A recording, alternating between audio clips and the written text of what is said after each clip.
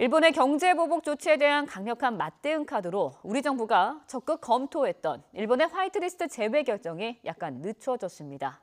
조금 더 논의가 필요하다는 건데 전략적 숨고르기로 보입니다. 일본의 반도체 소재 수출 한 건 허가를 놓고는 일부 긍정적인 반응도 있었지만 오히려 불확실성을 키운다는 우려가 많았습니다. 박병한 기자입니다. 정부는 아침부터 일본 수출 규제와 관련한 대책회의를 잇따라 열고 일본을 화이트리스트, 즉 수출 우대국에서 제외하는 문제를 집중 논의했습니다.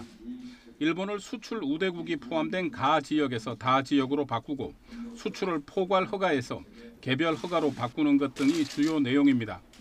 일본에도 상당한 타격이 예상되는 부분입니다. 정부는 일단 전략물자 수출입 개정안 확정과 발표를 약간 늦췄습니다.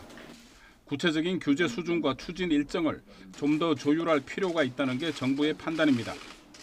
일본이 추가 규제 품목을 정하지 않았고 반도체 소재 한 건에 대한 수출 허가가 나온 상황에서 일본의 정확한 의도를 파악하는 동시에 우리의 카드를 먼저 내보일 필요가 없다는 전략적 숨고르기로 보입니다.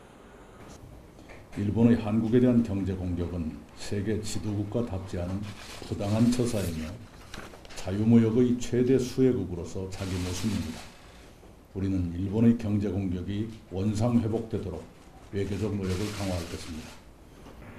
일본의 한 건 수출 허가를 놓고 일단 반도체 업계에서는 다소나마 숨통이 트였다는 반응이 일부 감지됩니다.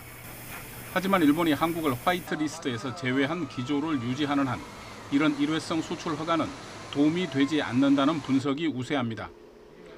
오히려 완전 수출 금지는 아니라는 명분을 일본이 쌓으려는 의도일 수 있고 수출이 허용되다 안 되다 하는 상황이 되면 불확실성 때문에 제품 생산에 더 큰 차질이 있을 수 있다는 우려도 나옵니다.